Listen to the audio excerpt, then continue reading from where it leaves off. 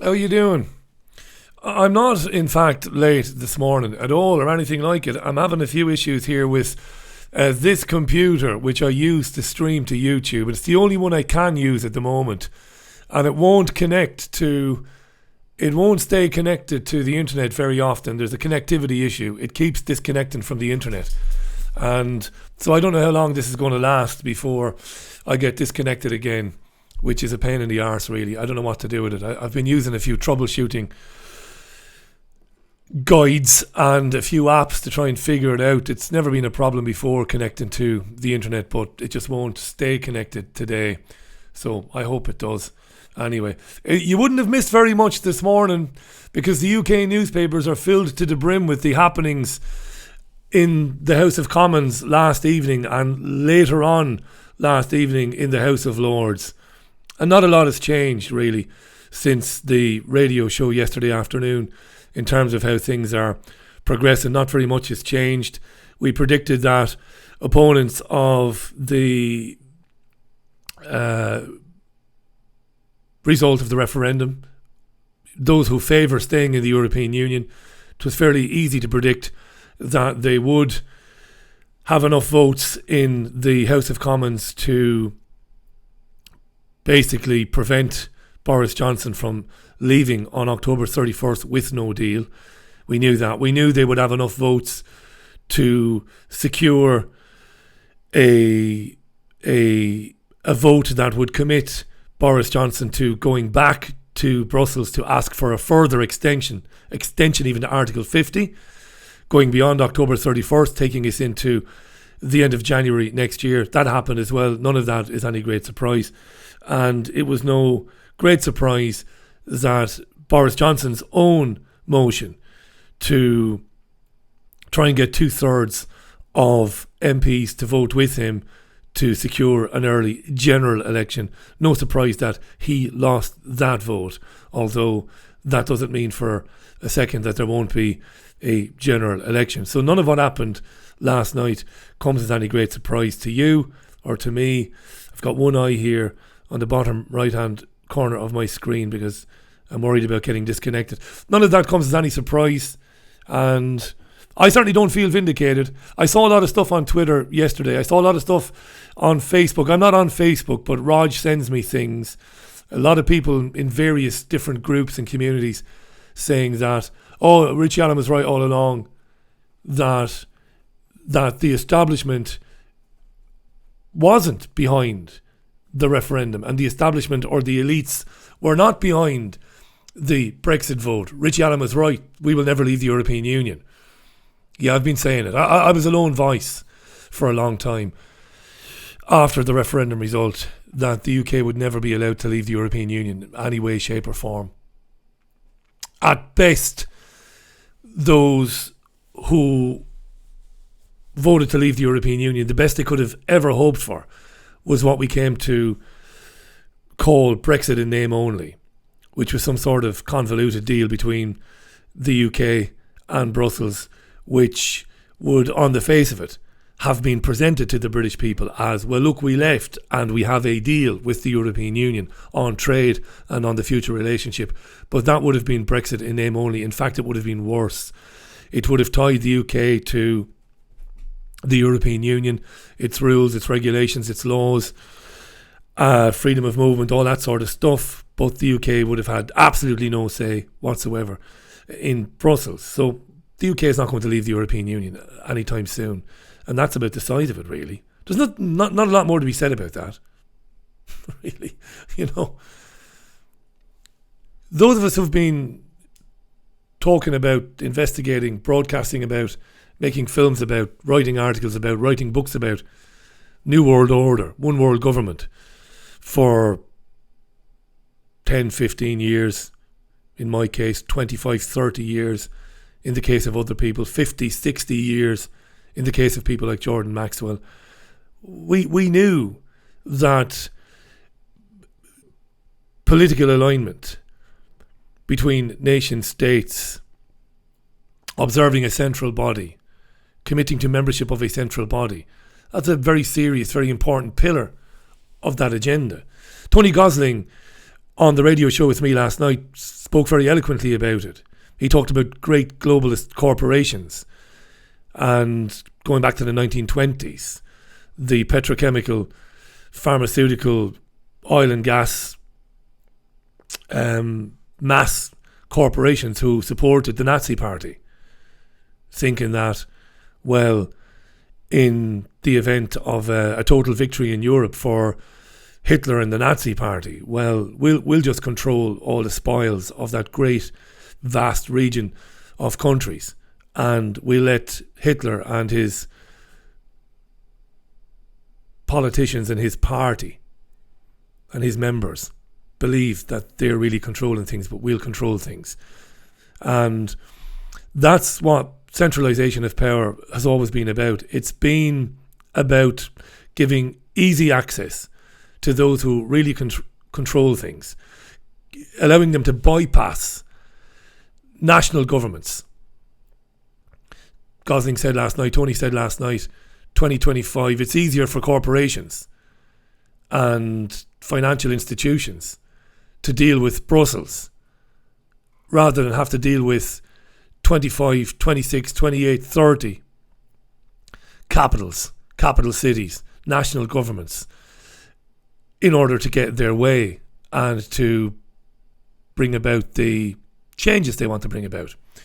That's what it's always been about. I've never understood those people who in the independent media who said and who claimed that the elite want us out of the European Union, and that's what they've wanted all along. I don't know what planet you're living on, if that's what you think, and if you think that the result of the election, the referendum in 2016, was engineered by those in the shadows who control these things. No, I don't know how anybody could have deduced that. Why didn't they fix the referendum? I have no idea why they didn't fix the referendum. Maybe they tried to fix it. Maybe they were certain, smug and arrogant in their belief that the referendum would come and people would vote Remain. Maybe, just maybe, they sat back and thought, well, it doesn't matter what people vote because we won't be leaving the European Union anyway. And that's about all I can say on that for now. I'm still streaming. That's good. Good morning, by the way, to 2-6 to Jesus Jones, to Mr. Roper. Good morning to Jean-Ann, to Charlotte Binns, to Shona Dryden. How you doing, Shona, in South Africa? To Jennifer Garcia, who says, crazy that Amazon, Echo and Apple Watch would flag neuropsychiatric violence by listening to American citizens, says Jennifer. Thanks, Jennifer. Hi to Lucy Jane. Thomasina the tranny says, Richie is currently busy with me. He is gay, says Thomasina the tranny. They're on to me. Hi to Bruce Blunt. Is it me or is it roadworks month? Can't go half a mile without hitting traffic lights. Don't get me started, Bruce. I first came to this city in 2003. Late 2003. The city centre was dug up everywhere you went, everywhere you walked. There were sectioned off bits of pavement, footpaths, sectioned off bits of road, men drilling. That was in 2003. In 2005, I departed for Spain. I was in Spain till late 2013. Came back to England, spent a year and a half in London, then came back to Manchester. The same parts of Piccadilly and Portland Street and Regent Road and everywhere else are under fucking roadworks as well. It never ends. It never ends. Don't get me started on that. Madness. Try living outside the city then. Yeah. That's easier said than done. Hi to Ersatz. Sick chicken joke from Heartless Psychopath. Who are you talking about? Sick chicken joke. What sick chicken joke? If people knew how chickens suffered for the meat and egg industries, they would go vegan straight away. What are you talking about? Be clear. Hi to Paul Alawi, who says, morning Richie, sunny here in Devon. Hope the sun is shining for you too. It is. Might get some cricket in today. Graham Farmer, how you doing, Graham? Graham Booth, how you doing, Graham? That's triggerwarning.tv's Graham Booth. Oh, yeah. Tuha says, Richie must have a deli belly, eating foreign muck and washing it down with Guinness made from fluoride. What the fuck, like? I weigh 14 stone 6 pounds. I'm in great condition. I'm very proud of it. 14, 6 foot 5.5 inches tall. And it's all in proportion, ladies. Hi to Hot God, Jason Williamson, Natalie Stacey, how you doing? Look, I'm arriving. Look, I'll put up Nigel Code. My great pal in Waterford City. Is there anything to be said for saying another mass? Yeah. There's a lot to be said for mass. Look, I've got the newspaper front pages, I think. I'll put them up there and we'll have a quick look.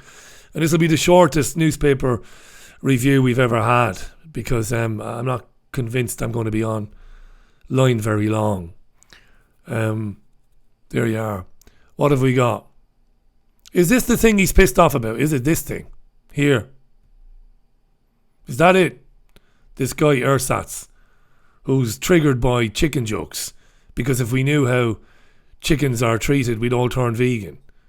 Is that it? Because I fucking need a lecture right now this time of the morning. Frantically trying to get this nonsense on air. People giving me lectures about veganism. I couldn't give a shit, to be honest. Well, I do give a shit, to be honest. I do give a shit. I've been thinking long and hard about my consuming of meat and meat products and the derivatives of meat products for a long time now. So there you are. Is that the picture, is it? That you're triggered by? Corbyn? I don't think Corbyn is a chicken. Corbyn is an arsehole. And a liar. But then he's typical, isn't he, of those in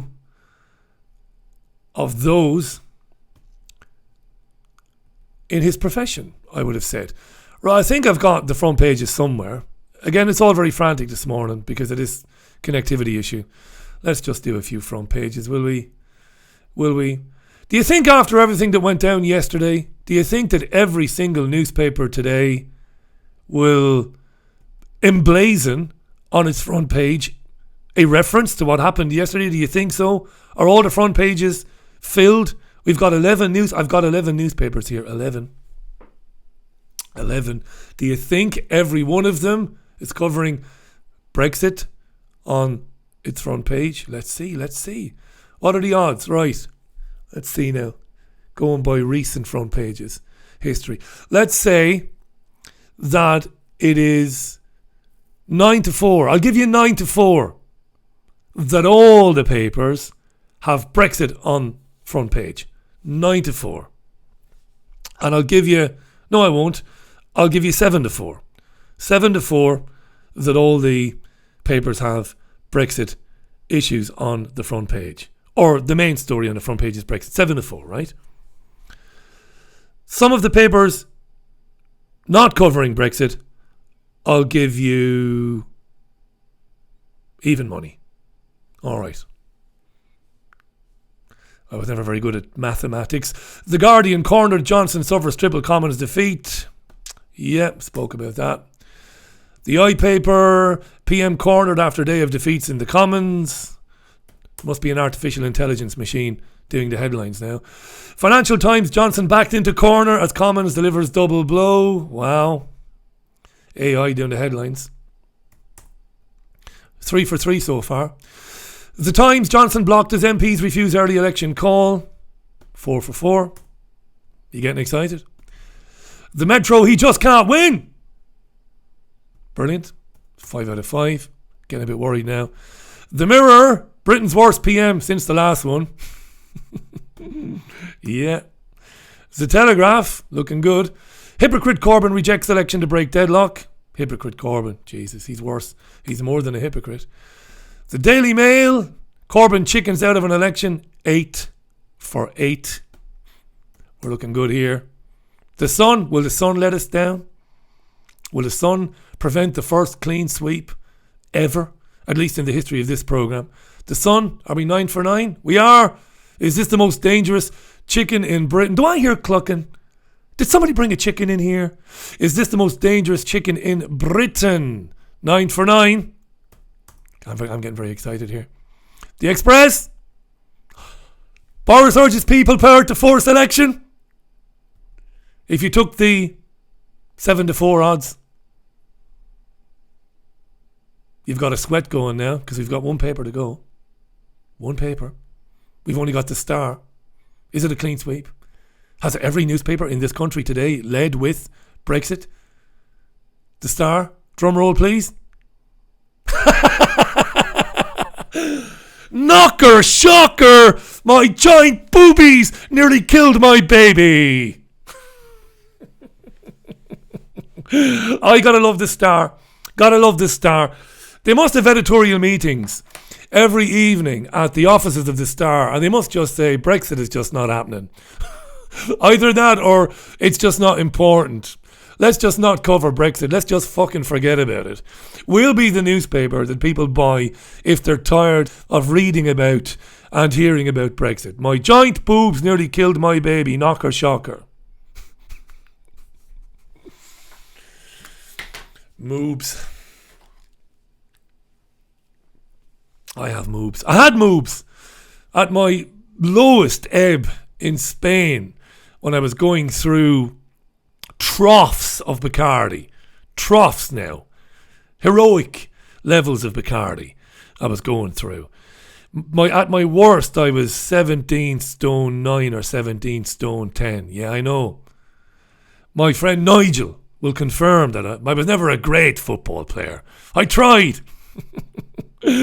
I tried.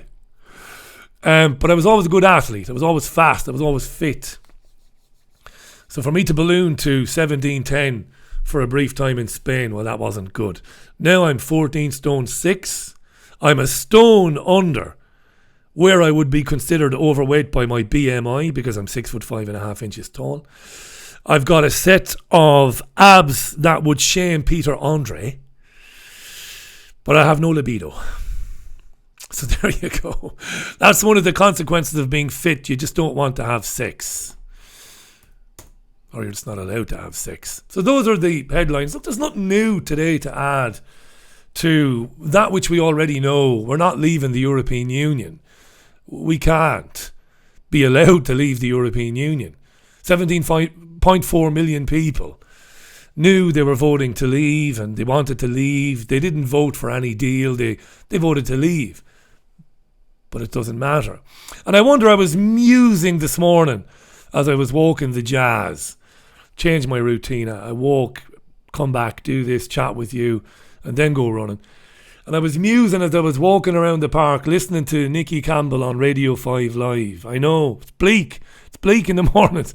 When the mornings start to turn a bit cool and they're dark and you're listening to that fucking idiot Nicky Campbell on Radio 5 Live, you begin to start to question life itself, you know. What am I doing here? But as I was walking around listening to that, I was musing and I was wondering, does anybody who voted to remain, who wanted to leave in the European Union, who wanted to remain in the European Union, are they smug and delighted and thrilled about the fact that they will get their way now? Or are any of them thinking, Jesus, this is not right really, is it? It doesn't, if I can just put aside the fact that I'm now getting what I wanted, if I can just leave that to one side, if I can park it for a second, this isn't right, is it? That people are asked to vote in a referendum, they're told that whatever instruction they give to the government will be followed, and they come out in they come out in unprecedented numbers, and 3 years after they voted to leave, it's not happening. Surely some Remainers. Now I know some older Remainers, because I do read them in the newspaper. Some older Remainers have been left cold by what's happened because they're older. They're not so inward looking, not so selfish maybe. And they're saying, Christ, this is not really good. It could be me. What if next time I vote for something and it carries the day, and then they decide, well, no, we just won't do it. So these are interesting times, people. These are very interesting times. Do you remember I said on the radio show a few weeks ago, the loudest critics of homosexuality, the ones who never shut up about it, are often closet homosexuals themselves. I know that's not original thinking. It's not I don't claim that as my idea. But some funny stuff in the Times today. Anti-gay therapist says sorry as he comes out. Oh, God. McRae, this guy called McRae, offered guidance to young men on how to eschew their homosexuality, how to be normal. And he was, he was a gay boy all along. Christ. Lovely. Good man. Better late than never, to be honest, I suppose. Have you got a dog? Have you got a dog? Can you believe your own dog did that to you, can you? Have you got a dog? The vaccine stuff and the infomercials in the press just goes on day by day by day.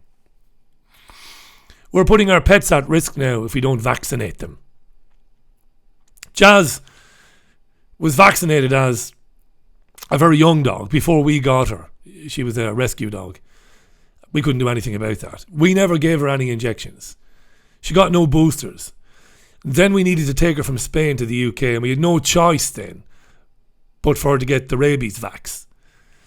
And we were lucky at the time that the European Union had changed its regulations around transporting animals.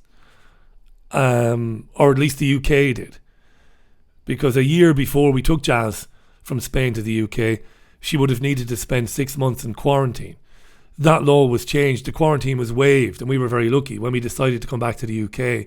Well, we didn't have any choice but to come back to the UK for work reasons, obviously. We didn't have to worry about the quarantine. Jazz just came with us, and that was great. But she had to have a rabies jab. But since we arrived back in the UK in late 2013, she's not had any jabs. She doesn't need them, does she? Let's be honest about it. But they're pushing vaccinations more and more and more and more and more. And we've had it, boys HPV, girls HPV, now it's dogs and cats. We're not vaccinating them enough. We need to vaccinate them more. I'm sorry about the haphazard nature of this morning. I had no time to collect my thoughts. I knew early on that this computer wouldn't stay connected to the internet. Now, at the moment, it seems to be staying connected to the internet, so that's a good thing at the moment. I've done everything. The IP address has been changed. Everything. The router has been rebooted. The whole lot. Don't be offering me any advice on it unless you're a verifiable expert in IT and you can show me that you work for a corporation, or not a corporation, but you work for somebody in IT. So I've been doing my best here. What else is there to tell you about? This made me laugh. In Korea, this is in The Guardian. A female politician in Korea was scolded in Parliament by a male politician for not having children. because birth rates are on the way down in South Korea. It might be argued they're on their way down everywhere. But in South Korea anyway. And a politician got stuck into a professor in Parliament for not having babies. You're not having enough babies. You put your career before the country and fertility and birth rates and all the rest. It just made me laugh. That feminists up in arms, of course, about that. Not happy at all. What else can I tell you? Also in The Guardian today, because of Dominic Cummings, was a very senior advisor to Boris Johnson, and he's being blamed roundly for Johnson's hardline approach. He's supposed to be the architect of all this skullduggery. It's being claimed that Boris Johnson didn't have any intention of trying to get any deal with the European Union. It's being claimed that privately Johnson accepted that the European Union would not move on the backstop, and that Johnson and his aides, people like Cummings, have been working along the lines of pretending that they want to renegotiate with the European Union, but really they were going headlong towards a no-deal Brexit on October 31st. And out of all this comes the accusation or accusations of misogyny, that there are no female senior aides around Johnson, and they talk about the recent high-profile dismissal of a woman who used to work for the former Chancellor of the Exchequer, Philip Hammond, and how she was fired. This woman called Khan. I never remember this woman's forename, her first name. The woman who was allegedly forced to gather her belongings and marched out of Downing Street by an armed police officer. The Guardian asking, does Boris Johnson's government have a women problem or a woman problem? Is there misogyny and all of that? It's all over the place. There she is there. That's in the Guardian. I tell you all the time how crap this programme is. It's living up to its billing today, because, as I said, I've been frantically trying to get on, trying to get this on air this morning at the expense of having all my bits and pieces lined up, all my ducks in a row, so I don't know where all my stories are. So I'll tell you what I'm going to do. I'm going to cut this short and go, and leave it there.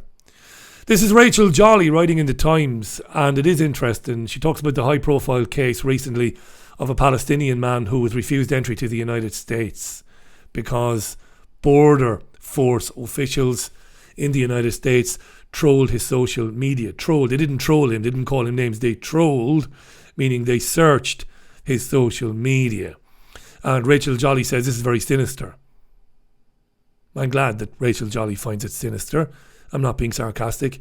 It's time that people in commercial media woke up to what's really going on in the world. This is what's happening. I say again, I say for the 500th time, I've made this a bit of a bugbear. If you plan on doing anything new, work-wise, if you plan on applying for a job, if you plan on placing your children in schools, if you plan on getting your children to join clubs and associations, you really need to have a good, long, hard look at your social media presence, your pages, and purge them before you do, because this is the reality. This is the reality. This is the present and the future. This segues into the incoming system of social credit, which talked a little bit about last night with Tony Gosling and Charlie Robinson. This is where it's all headed. You see, everything you've ever said, every opinion you've ever proffered, everything you've ever liked, you might see something, you might like it, you might share it. It's all out there, and it will be used against you in the present and in the future, and you need to think about it. I do understand there are companies now offering their services, and some of them apparently are doing quite well. They will do it for you. They will go through your Twitter without you needing to give them your passwords or anything, and they will purge it. I won't retell the story of LBC. I was a very early victim of this back in 2012 when, I was delighted at the thoughts of a high-profile gig with a commercial radio station called LBC. Invited over, wined and dined. But in the meantime, the things I'd been doing on social media, the people I'd been speaking to, with and about, in between the time I got on the plane in Gibraltar Airport and the time I disembarked at Gatwick, somebody had had a look into my background and said, this guy's previous associations and some of his opinions, maybe he's not a good fit for us. So be very rude to him when he arrives and put him back on a fucking plane to Spain. That was back in 2012. We're now in 2019. So yeah, border police shouldn't be allowed to snoop on our social media. But you know what, Rachel? They're not snooping. It's all out there, love. It's all out there. You know, it's all there. What do you think they gave us Facebook and Twitter for? Do you really think it was so that we could stay connected? No. It was basically so that we could upload a complete profile of ourselves for them to dip in and out of whenever they wanted to. Every like, every dislike, every love, every hate, every fear, every destination, every travel, every relationship, we've given it to them. It's all there. There are no secrets. Nothing is private anymore. We embraced it and said, yeah, this is me. I'll tell you everything. We tell, not we because I don't do it anymore, but we tell them things that we wouldn't tell some of our best mates. We just go on there and vomit forth every little feeling, every little thought. Amazing. And those who run things are like, lovely, thanks very much. And we get concerned only about the fact that they target us with advertisements. That's what we get outraged about. That's the least of it. Who gives a shit if you go on to your Hotmail or your Gmail and a little ad pops up for a fucking hair straightener? Who cares? And you get pissed off. Oh, I can't believe it. Just because I was looking on Google for a hair straightener yesterday. Yeah. Of course. That's been tracked. And now you're getting hair straighteners show up in your feeds. Not me. Of course, sadly. But you get pissed off about that. That's the worst of it for you. It's not the fucking worst of it. The worst of it is punitive measures taken against you in the near future because of your opinions. That's the worst of it. That's Rachel Jolly in the Times. It's important stuff, this. Anything else? Have I anything else? No. I'm intrigued about Thomasina the tranny though. Send us a picture, Thomasina. There is somebody who messages me sometimes on Twitter who is transgender. And who keeps telling me this. I've heard this a million times. My gay mates used to tell me years ago that straight guys would reconsider their sexuality after 8 or 9 pints of lager. That's complete bullshit, by the way. But I have a trans follower who has to be said looks very feminine, who tells me the same thing. Ersatz, by the way, came back to say it was Boris's chicken joke. Thanks, Ersatz. But listen, love or loathe Boris Johnson, you can't. If Johnson calls Corbyn a chicken, should we not use the chicken analogy just because chickens are badly treated in some batteries and some factories around the world? Come on, man, you know. That's snowflakery beyond belief, you know. Graham says, thanks for sending folks to Trigger Warning TV. Some of them, oh boy, do they hate me. Yep, sensible bunch of people I've got watching me, Graham. Why would you hate Graham Booth? Hayden Hewitt says, have a bloody shave, you tramp. Standards, he says. Richie, standards. Love Hayden Hewitt. Top man. Triggerwarning.tv. Chickens love to be eaten, says Hayden. They love it. You scruffy tramp. You junkies bastard. Yeah. Well, we stayed on, didn't we, for a little bit. The YouTube live stream newspaper review is shit anyway. I've taken it to new levels of shitness today. I'll try and figure it out. Somebody might be able to help me figure out why let me tell you what it says. Let me tell you. The error message is, are you listening? How Wi-Fi doesn't have a valid IP. That's what it tells me. It won't connect to the Wi-Fi. It drops out periodically and tells me Wi-Fi doesn't have a valid IP. I followed all the fucking instructions. Look at him. All the instructions, look. Hate instructions. Hate them. Hate reading them. I've never able to do that. Read instructions. Fucking people like the future Mrs. Allen piss me off. Happy to just sit there, relaxed, patiently, reading the instructions, taking their time. I've no time for that. Just fix the thing.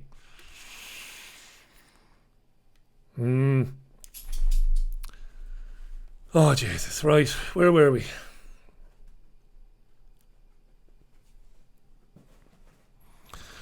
Hi to Maureen McAleer. How you doing, Maureen McAleer?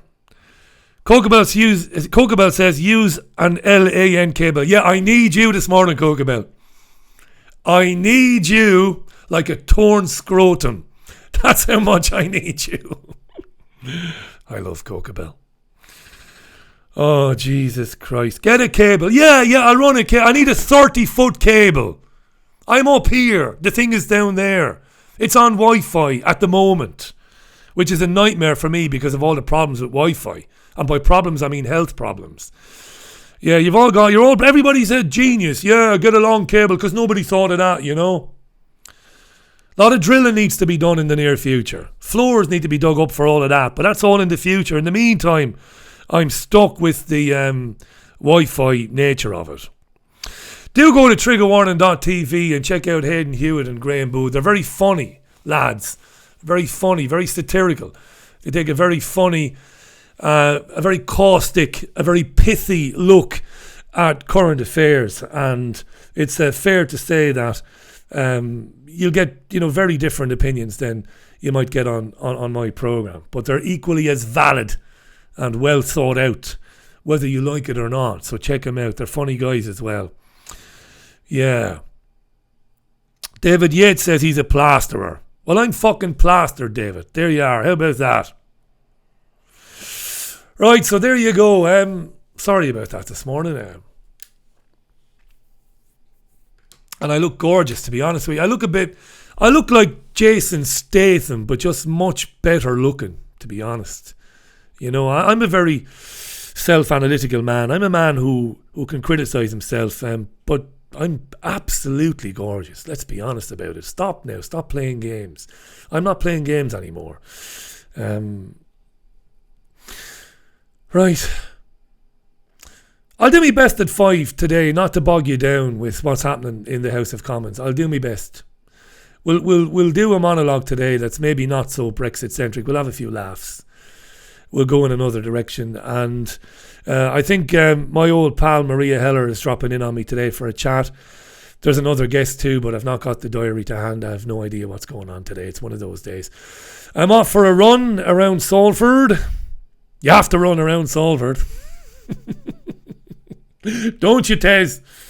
No, you don't. No, you don't. Salford is as safe as, well, Rodeo Drive. If Rodeo Drive was guarded by the IDF and Mossad.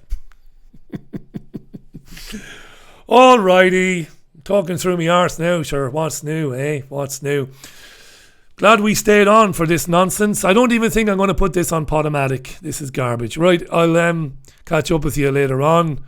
Just for ersatz, we'll leave that on the screen for a few seconds. You big child. I am ersatz. Don't be triggered, mate. I'm the biggest child in the world. I'm the biggest child in the world. There you go. All right. Good luck. Bye.